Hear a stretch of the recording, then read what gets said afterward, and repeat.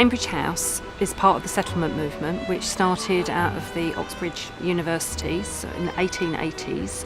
People from Oxford University decided, rather than going out to the colonies, that there was good works that needed to be done within inner cities, particularly in London. They tended to be lawyers, so they gave free legal advice.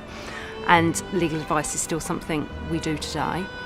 Cambridge House now is very much a multi-purpose organisation. We still provide free legal advice, but also do work with young people. We do advocacy work, a lot of work with people with learning disabilities, and provide a nursery and creche. The challenges for us in the 21st century is that we have this fantastic history, and lots of what we do still is relevant, but the environment that we're operating in has changed. Coming from the private sector and having been in my own businesses all my life means that making money and really doing something innovative is part of the makeup. But I also went through a phase in my life where I had to reflect on my own and realize that the bits that I really enjoyed was not the bank balances, but was the changes that you made to people's lives. 4, 5, 6. We realised 7. we had great people in the organisation who were delivering our services, experts in the work that they did, but what we didn't have was commercial and private sector skills. There is this spectrum of entrepreneurial warmth, but even those of us that think, yes, this is what we wanted, the reality of it can still be quite challenging to manage that. And I manage Berger within a staff team of an organisation of 80 members of staff, all who have various views of the work that Berger's doing and the direction the organisation is moving in. I don't think Berger's come up with anything that we've just thrown our hands up in horror and said, you must be joking.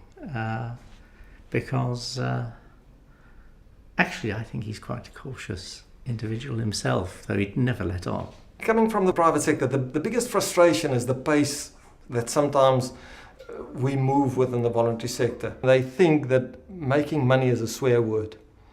It just ain't. And it's not always a bad thing to try and make money. If I look at my own organisation, then we've crossed that threshold where we realise that we will have to find our own ways of generating income to do more of the good work that we all believe in.